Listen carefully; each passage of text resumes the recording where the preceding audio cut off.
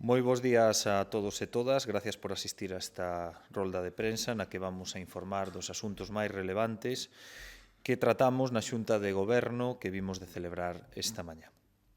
Hoxe aprobamos as bases reguladoras da quinta edición do programa Coñece a túa provincia.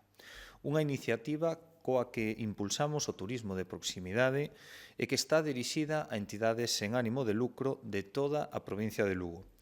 Nesta nova edición ofertaránse un total de 3.036 prazas que se poderán solicitar dende o día seguinte da publicación das bases no Boletín Oficial da provincia, que será o vindeiro mércores 22 de xaneiro. Desta maneira, dende o xoves da semana que ven, 23 de xaneiro, ás 12 da mañá, os interesados poderán presentar as súas solicitudes e poderán facelo ata o 3 de febreiro, cando remata o prazo.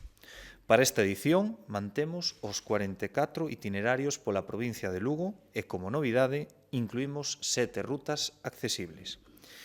As bases que aprobamos hoxe recollen, entre outras cuestións, que a excursión concedida a cada entidade beneficiaria do programa Coñece a túa provincia incluirá os transportes para os traslados, a póliza de seguro de viaxeiros, menú de xantar e entradas e visitas a diferentes lugares de interese da provincia.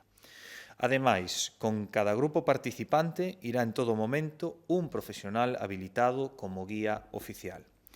A orde de listaxe das entidades admitidas establecerase conforme a orde de presentación das solicitudes segundo o número de rexistro de entrada ata esgotar as prazas dispoñibles. A realización das entidades admitidas excluídas, así como a listaxe da garda, no seu caso, publicarase no Boletín Oficial da provincia. Este programa, que chega á súa quinta edición, ten como obxectivo estimular o turismo de proximidade e favorecer a recuperación sostible do sector, así como da hostelería e do comercio local.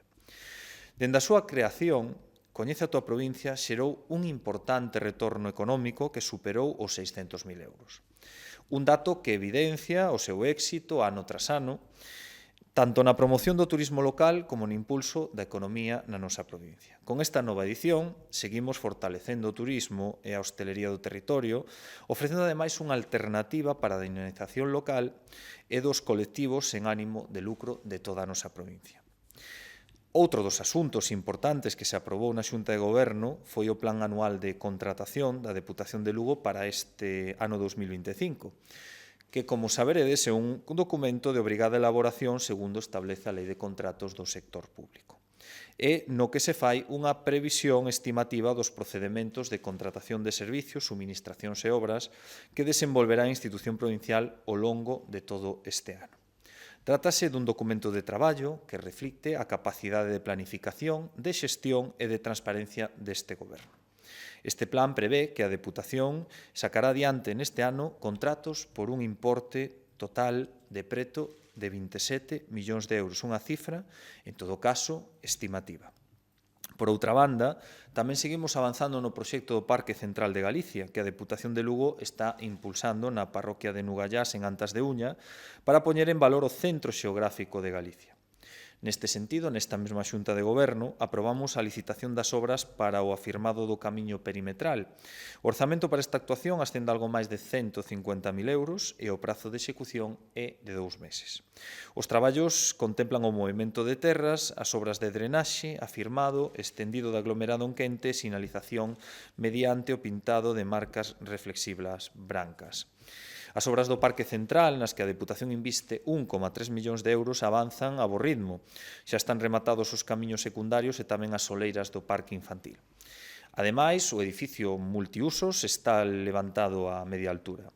Está executado o pozo de auga depuradora para o saneamento.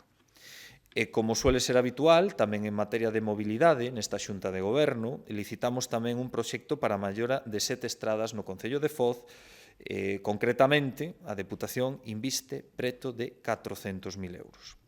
En primeiro lugar, na mellora de algo de máis de 2 km na LUP 6303, que é a estrada que conecta Campón e Cordido por Guín. Neste caso, actuarase do punto kilométrico 2630 ao 4741, coa reapertura de cunetas, pavimentación con aglomerado e sinalización.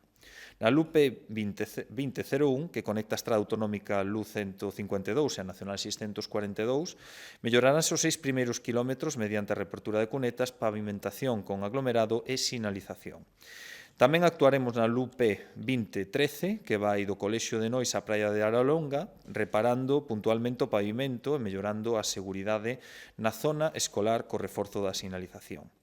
Na LUPE 2009, de Peirado de Foz ao Bispo Santo por Marzán, melloraremos os 3 primeiros quilómetros reparando a pavimentación e a sinalización. Tamén acondicionaremos a estrada que une a Cruz coa Praia de Llas, a LUPE 2006, entre os puntos kilométricos 09 e 24,4, con melloras na pavimentación e na sinalización. Na LUPE 2011, que une Marzán con Praia de Llas, melloraremos os 700 primeiros metros coa pavimentación e a sinalización. E, finalmente, na LUPE 3101, de Areas a LU 152 por Oirán, melloraremos a drenaxe desde o punto kilométrico 8,7 ao 13,24. O prazo de execución destes traballos, unha vez se xan iniciados, terá 3 meses. E trátase dunha actuación importantísima para o Concello de Foz, porque afecta a 7 do total de 17 estradas provinciais que vertebran este municipio. A maioría delas fundamentais para conectar o interior do Concello coas zonas de praias.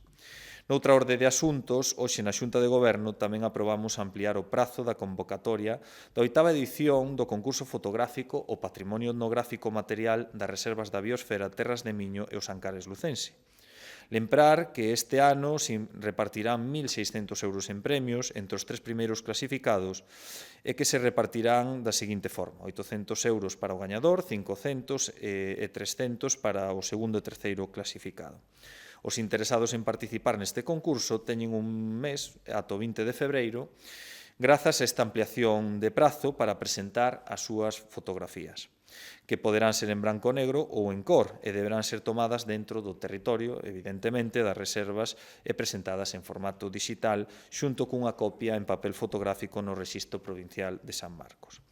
E xa por último, na Xunta de Goberno adxudicamos o contrato para a suministración do papel de fibra virxe para a Deputación, que supón un importe de máis de 13.000 euros e cunha duración do contrato dun ano sen posibilidade de prórroga. Moitas gracias.